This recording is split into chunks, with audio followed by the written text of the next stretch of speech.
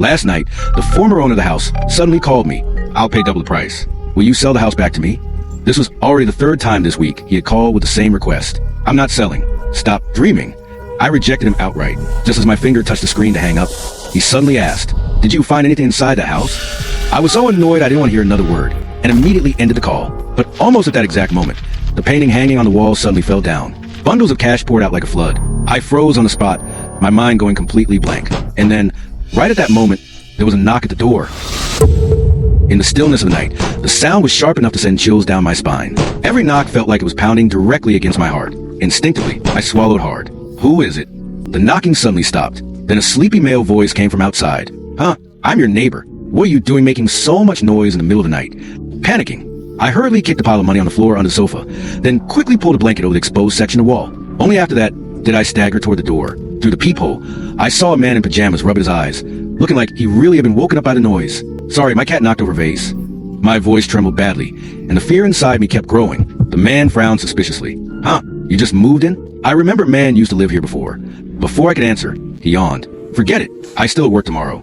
The sound of his slippers gradually faded away, but I still stood there with my back pressed against the door. It was true that my husband and I had only moved in recently. It was normal that the neighbors didn't know us yet. The apartment was old and small, but the price had been nearly 300,000 yuan cheaper than similar units in the area. For ordinary office workers like us, it was an unbelievably good deal. On the first day we moved in, I had found a huge painting in the living room incredibly ugly. It didn't match the old-fashioned style of the apartment at all. But now I finally understood. Behind that painting was hidden a terrifying secret. I reached out and traced the crack in the wall. Everywhere I touched, there were stacks of cash wrapped tightly in plastic, stuffed throughout the entire wall. Some of the plastic had already torn open, exposing moldy bills that looked like they'd been chewed by rats. Instinctively, I knocked lightly on the wall. The dull sound immediately confirmed my suspicion. This wasn't a real wall at all, just a thin layer of plasterboard. Behind it was an entire wall filled with cash. I stood there completely stunned. Oh my God, how much money is this? Who would hide this much cash inside a wall? The former owner? A thought flashed in my mind, but I immediately rejected it. Impossible. If the money really belonged to him, he wouldn't have sold the house so easily in the first place. And he definitely wouldn't be trying to buy it back at a higher price now. The more I thought about it, the more certain I became that he knew something. Without wasting another second, I took photos and sent them to my husband. "Honey, come home quickly. The walls in our house are full of money. I've never seen this much cash before. What should we do? Should we call the police?" At this hour, he was probably still working overtime at the company. I didn't expect him to reply so quickly, but in the very next second, a video call from him came through frantically.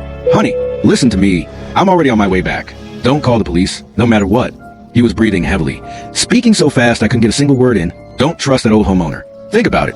He sold the place dirt cheap at first, and now suddenly wants to buy it back a higher price? It has to be because of this money. The house belongs to us now, so everything inside it belongs to us too. But, no buts. Do you know what this money means? With this, we can have anything we want. Don't tell me you want to spend your whole life slaving away to pay off a mortgage? Don't you want a comfortable life? With money, you can buy anything. The call suddenly disconnected. The words I want to say got stuck in my throat. But was this really okay? This money was obviously dirty. The former owner already knew about it too. Would he really let us go so easily? If the police found out we were keeping such a huge amount of cash, would we get into trouble? I had always been timid since childhood. This fortune falling from the sky completely threw my mind into chaos. It looked like I could only wait for my husband to come home and decide together. I went to the bathroom to wash my face and calm down. Then I returned to the bedroom, opened my computer, and typed into DeepSeek. What should I do if I discover a huge amount of cash hidden inside the walls right after buying a house? A few seconds later, the answer appeared. First, you need to verify the origin of the money and determine whether it is illegal property. If you privately keep or handle it, you may be implicated in crimes such as illegal possession of property or money laundering. Illegal possession, money laundering, my heart tightened instantly. But before I could think further, I heard the sound of a key sliding into the lock from the living room. Then came the heavy sound of the door opening. My husband was home. I immediately rushed out of the bedroom. But in the next second, my entire body froze solid. It wasn't my husband. A man wearing a baseball cap and a mask covering half his face stood in the middle of the living room. He stared at the cash scattered all over the floor that I hadn't had time to clean up yet. I stood there in shock, my throat tightening like it was being strangled. Then he moved. A cold metallic glint flashed in his hand. I understood instantly and turned to run back toward the bedroom. But in the next second, my shoulder became unbearably heavy, followed by a burst of searing pain. I collapsed onto the floor. Immediately, another stab came down. I sucked in a sharp breath, but I couldn't breathe at all. It felt like all the air had been ripped from my lungs. At that exact moment, the sound of a key unlocking the door came from outside. Damn it, who's there? Then came my husband's horrified scream. Truck to Ed, truck to Ed. I knew he had come back. I wanted to answer him, but no sound would come out of my throat. Darkness surged over me like a tidal wave, swallowing my consciousness whole. I suddenly opened my eyes, gasping violently for air. The pain in my back was gone. Looking down, I was still sitting intact on the sofa, as if nothing had happened. What happened? Was that all a dream? But it felt so real. The phone on the coffee table suddenly vibrated. The name displayed on the screen sent chills down my spine. After hesitating for several seconds, I finally answered. I'll pay double the price. Will you sell the house back to me? No.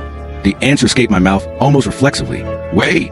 The moment I spoke, my entire body stiffened. It was exactly the same as a dream. There was silence on the other end for a few seconds. Then his voice turned low. Wait, did you find something inside that house? My hands turned ice cold. A chill crawled down my spine. Before he could finish speaking, I hung up immediately. Instinctively, I looked up. The painting in the living room fell down. Bundles of cash poured out again like a waterfall. I shot up from the sofa, as if electrocuted. It wasn't a dream. Everything really happened. But why did I return to this moment? Did heaven give me another chance? If that's true, then this time I absolutely have to avoid that death.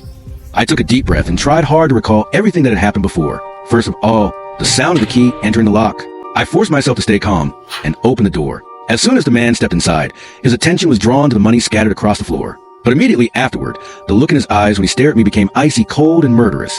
Wait, I suddenly realized something. My husband and I had only recently moved in, and we hadn't changed the locks yet. Even the furniture and appliances in the apartment had all been left behind by the former owner, which meant this man could only be the former owner of the apartment. When selling the house, he had handled everything through the real estate agent and had never appeared in person.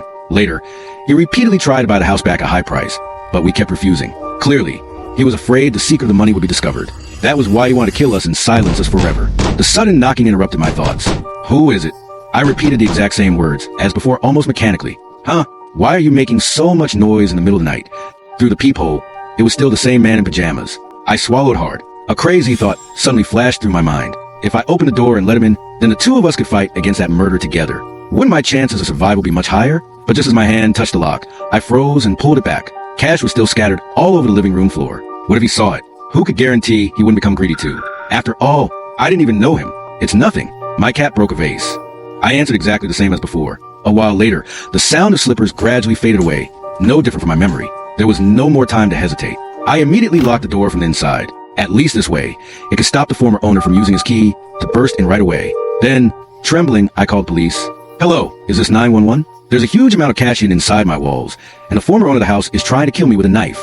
The address is Majinji Apartment Complex, Building 46, Room 301. Please come quickly.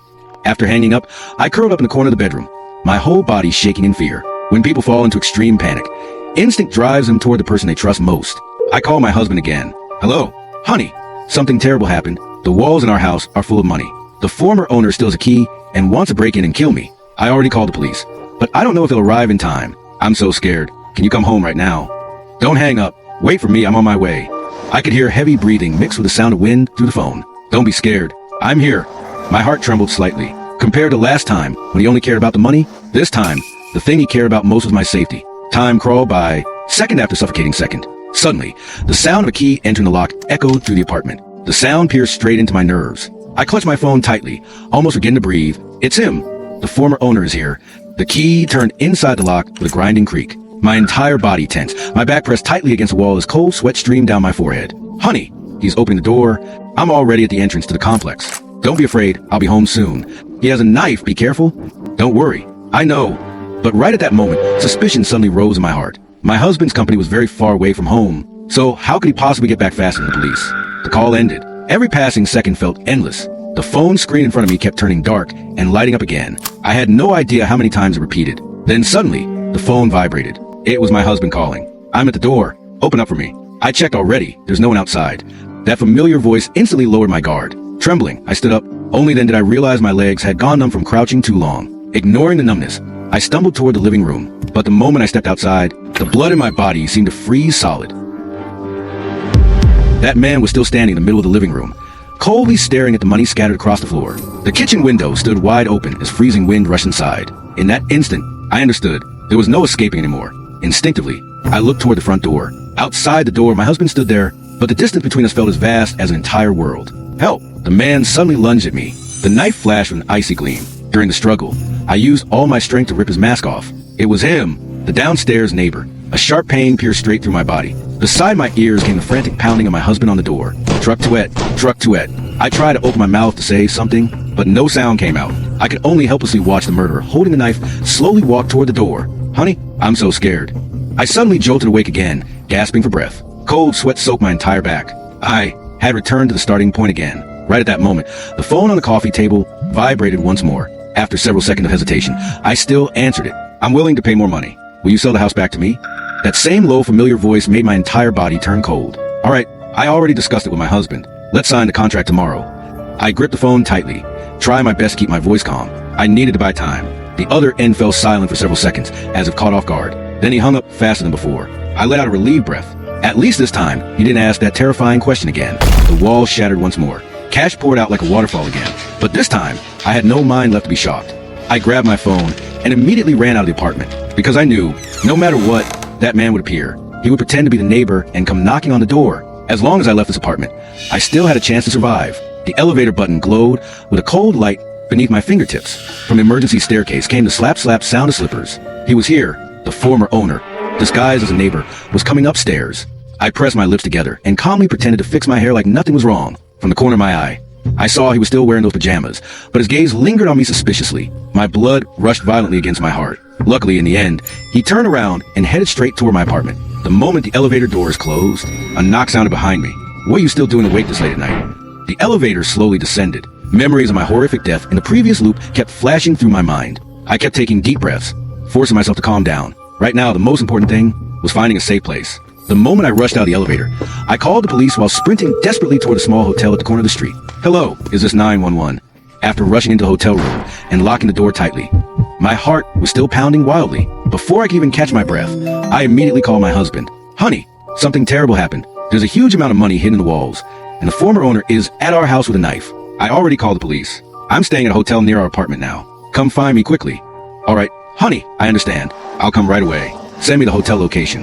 The determination in his voice made my heart ache sharply. Those bloody images and deaths from before flooded back into my mind. I tightened my grip on the phone, forcing my voice to stay calm yet firm. Honey, listen to me. Absolutely do not let yourself have any thoughts about that money. He really will kill us. This time, you have to listen to me, okay? My tone was so serious that even I found it strange. The other end was silent for several seconds, as if he had frozen. All right, don't worry. Only after hearing that did I finally breathe a sigh of relief. Maybe he really understood now. Only then did I feel warmth slowly returning to my body. This time, we'll definitely be okay. But just as that thought crossed my mind, I suddenly realized something was wrong. During that phone call, why was there no sound of traffic at all? Didn't he say he was still working overtime? I suddenly remembered the earlier calls. They had also been strangely quiet. It was just that I'd been too panicked to notice before. And every single time, he came back unbelievably fast. Could it be he had actually been nearby all along? I sat at the edge of the bed, staring fixedly at my phone screen. Second after second passed, but the uneasiness inside me only grew stronger. What was going on? According to the timing, he should have arrived at the hotel by now. I called again, but no one answered. Anxiously, I sent a voice message. Honey, where are you? Why aren't you answering? Still no reply. A cold feeling slowly crept into my chest. Fortunately, this time the phone rang several times before someone finally picked up, but unlike normal, it felt more like someone had accidentally pressed the answer button. The other side was chaotic. There were sounds of struggling, sounds of crashing, then suddenly, a horrifying scream rang out. An icy chill shot from my spine straight to the top of my head. Immediately afterward, the call disconnected. I froze for several seconds before suddenly jumping to my feet. He definitely went back to the apartment. I rushed out of the hotel and ran like mad toward the apartment complex. Inside my head, only one question remained. Why? Why did he still go back and risk his life like that? As soon as I reached the building, the flashing red and blue lights of police cars illuminated the entire area. Police officers filled the surroundings. A man was pinned to ground, his hands cuffed behind his back. Panting heavily, my legs trembling, I still forced myself forward. Every step felt like my heart was being crushed. When I reached my apartment door, a police officer raised his hand to stop me. Who are you? Don't come closer. A murder just happened here. My ears rang loudly. I could barely hear what he was saying. What? This is my house. My husband is still inside. Let me in. I looked up at the officer, but the sympathy in his eyes made my whole body go weak. I looked into the apartment. The familiar home now felt terrifyingly cold. My husband lay motionless on the floor. A white sheet covered his body. Even after sitting inside the police station, I still couldn't believe what had happened. The man who had been comforting me over the phone just half an hour earlier was now forever separated from me by life and death. The police quickly uncovered the murderer's identity. The man hiding behind the wall was indeed the former owner of the house. He was a gambler drowning in debt. Because he desperately needed money to repay what he owed, he sold the house cheaply through a real estate agent. As for the money hidden in the walls, it was illegal money left behind by his father. His father had never told anyone about it. Only after the old man died, while sorting through his belongings, did he accidentally discover the secret. That enormous fortune drove him completely insane. That was why he tried so desperately to buy the house back, only to be rejected by us again and again. Afterward, he even rented the apartment downstairs to monitor whether we had discovered the secret yet. Only then did I finally learn my husband had actually lost his job a month ago. The company had gone through massive layoffs, and he was one of the employees who got fired. But because he didn't want me to worry, seeing how exhausted I already was from work every day, he never dared tell me the truth. Every day, he still pretended to go to work normally, but in reality, he had been delivering packages to make a living. The pressure of survival had almost pushed him to his limit.